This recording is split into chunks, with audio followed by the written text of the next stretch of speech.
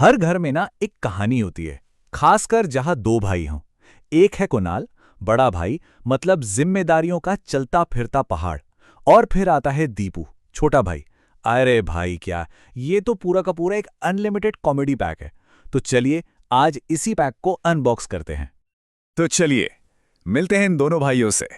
एक तरफ है हमारे बड़े भाई साहब कुणाल, जिनका तकिया कलाम है अरे मैं बड़ा हूं मुझे सब पता है। और दूसरी तरफ है दीपू। दीपू मतलब चलता फिरता कॉमेडी सर्कस। इसका ना बस एक ही सुपर पावर है, कितनी भी सीरियस बात हो उसे मजेदार बना देना। अब इनकी कहानी शुरू होती है हर सुबह के साथ, जहां इन दोनों के बिल्कुल अलग अलग नेचर का पहला शो देखने को मिलता है। और बस यहीं से दिन का पहला ड्रामा चालू हो जाता है। ठीक सुबह 6 बजे कुणाल का अलार्म बजता है और वो फौरन बिस्तर छोड़ देता है। उसका तो एक ही मंत्र है, डिसिप्लिन ही सक्सेस है, और लग जाता है अपनी एक्सरसाइज में। दूसरी तरफ 7 बजे दीपू का अलार्म चीखना शुरू करता है, जिससे वो एक बार स्नूज करता है और बड़बड़ाता है, अरे दुनिया कहीं भाग थोड़ी रही है, और फिर तकिए के नीचे दबाकर उसकी आवाज हमेशा के लिए बंद कर देता है। और आखिरकार जब पानी सर से ऊपर चला जाता है तो कुणाल की आवाज गूंजती है, दीपू उठ जा, स्कूल नहीं जाना है क्या? लेकिन होता क्या है, कुणाल जब गुस्से में कैलेंडर पर नजर डालता है तो उसे याद आता है कि आज तो संडे है।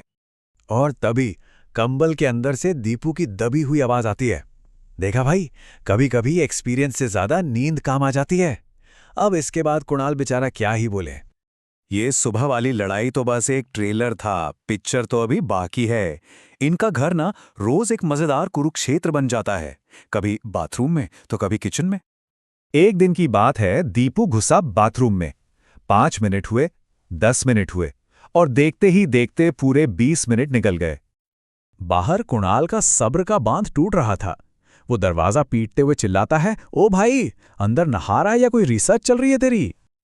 और अंदर से दीपू की एकदम शांत आवाज आती है, भाई रुको, बड़े अच्छे आइडियाज आ रहे हैं, पानी से ना सोच को रफ्तार मिलती है। इस पर माँ की आवाज आती है, पानी का बिल तेरा बाप भरेगा क्या? तो दीपू कहता है, माँ ये फ्यूचर इन्वेस्टमेंट है। अच्छा, बाथरूम के बाद घर में जो सबसे बड़ा युद्ध छिड़ता है वो है चाय को लेकर। दीपू का मानना है कि जिस चाय में अदरक नहीं वो चाय ही नहीं, और कुणाल को लगता है कि ज्यादा अदरक का मतलब है चाय नहीं बल्कि दवाई। तो एक दिन इन दोनों ने हिम्मत करके एक दूसरे की चाय पी। कुणाल ने जैसे ही दीपू की चाय का घूंट लिया, खांसते हुए बोला, भाई ये चाय बनाई है या खांसी की सिरप? बस गिर गया था। दोनों इतना हंसे कि चाय तो ठंडी पड़ गई, लेकिन उनका रिश्ता और भी मजबूत हो गया। अब ये सब तो थे घर के अंदर के हंगामे, पर ऐसा नहीं है कि इनकी ये जोड़ी सिर्फ घर में ही कमाल करती है। बाहर की दुनिया में भी इनके कारनामे कुछ कम नहीं है। स्कूल का एक किस्सा तो बिल्कुल क्लासिक है। टीचर ने पूछा, दीपू होमवर्क क्यों नहीं किया? दीपू का सीधा जवाब, मैम कल लाइट नहीं थी। टीचर ने फिर पूछा, तो दिन में कर लेते? इस पर दीपू ने बड़ा मासूम सा चेहरा बनाकर कहा, मैम दिन में लाइट तो थी पर मूड नहीं था। पूरी क्लास का हंस हंसकर बुरा हाल हो गया। अब आते हैं मोहल्ले के क्रिकेट मैच पर।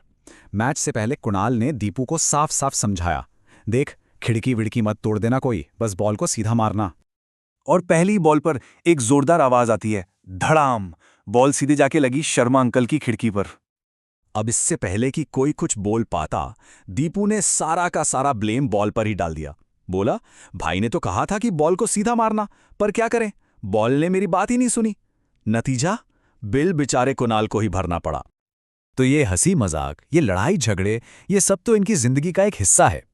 लेकिन इन सब शरारतों के पीछे ना एक और कहानी भी छुपी है, एक बहुत गहरी और प्यारी कहानी। तो चलिए अब जरा इस मस्ती के पर्दे के पीछे झांकते हैं और उस प्यार को देखते हैं जो असल में इन दोनों को जोड़े रखता है।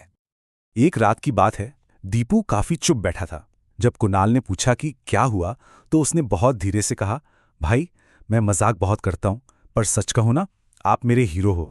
ये सुनकर कुणाल भी थोड़ा इमोशनल हो गया।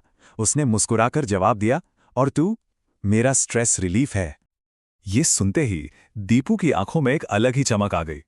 उसने बड़ी मासूमियत से पूछा, तो इसका मतलब मैं काम का हूं? कुणाल ने उसके कंधे पर हाथ रखा और मुस्कुराते हुए कहा, बहुत ज्यादा। बस ये 2 शब्द दीपू के लिए दुनिया की हर तारीफ से बढ़कर थे। क्योंकि सच तो यही है ना, बड़े भाई का दिमाग और छोटे भाई की बेफिक्र मस्ती, जब ये दोनों चीजें एक साथ मिल जाती हैं, तब जाकर कोई मकान एक प्यारा सा घर बनता है। और शायद यही हर भाई के रिश्ते की सबसे खूबसूरत सच्चाई है।